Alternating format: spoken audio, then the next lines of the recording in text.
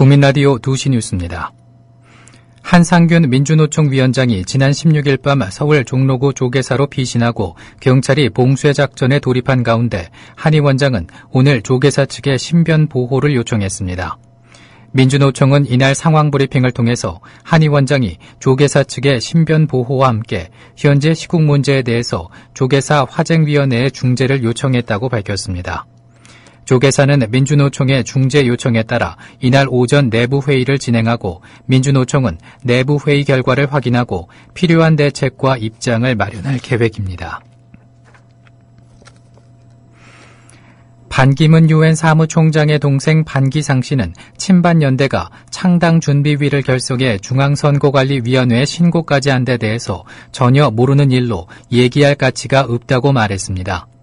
반기상 씨는 오늘 한 라디오 방송 인터뷰에서 친반연대의 사람 자체도 모르고 연세도 드셨던데 자중했으면 좋겠다면서 이같이 밝혔습니다. 반 씨는 친반연대 결성 후 연락을 해왔느냐는 질문에 그 사람들은 신문을 보고 처음 알았으며 연락을 해온 적도 없다고 답했습니다.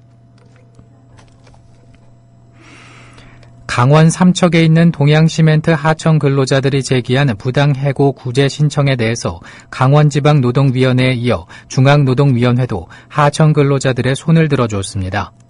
민주노총 산하 강원 영동 지역 노조 동양시멘트 지부에 따르면 중노위는 동양시멘트에서 하청 근로자로 일을 하다가 해고당한 근로자 55명이 제기한 부당해고와 부당노동행위 구제 신청을 각각 인정하는 판정을 내렸습니다. 이들 근로자는 동양시멘트 삼척 공장에서 원청의 작업 지시를 받고 정규직과 같은 일을 하면서도 임금은 절반가량 밖에 받지 못하다 지난 2월에 해고됐습니다. 우리나라 60대 이상 고령층의 가계부채 부담이 주요 국가 가운데 가장 큰 것으로 나타났습니다.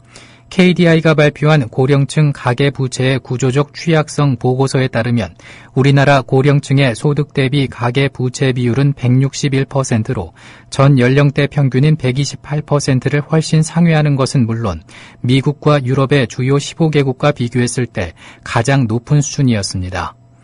특히 고령층의 소득 중 상대적으로 안정적인 연금과 이전 소득 비중은 29%로 낮은 반면 근로와 사업소득 비중은 50%를 상회하고 금융자산 대비 가계부채 비율이 74%로 주요 국가들에 비해서 월등히 높은 상황이어서 급격한 부채 조정 요구와 같은 충격에 매우 취약한 것으로 나타났습니다.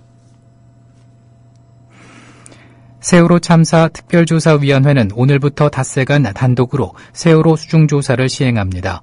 특조위는 지난 9월 말부터 해수부와 세월호 인양업체인 상하이 셀비지와 협력을 추진해왔지만 더는 진전될 수 없는 상황이라고 판단해 이같이 결정했다고 설명했습니다. 오늘은 전국이 흐리고 비가 오겠습니다. 낮 최고 기온은 10도에서 16도로 어제보다 낮겠습니다. 서울의 지금 기온은 10.4도입니다. 아나운서 정승조였습니다. 2시 뉴스를 마칩니다. 국민라디오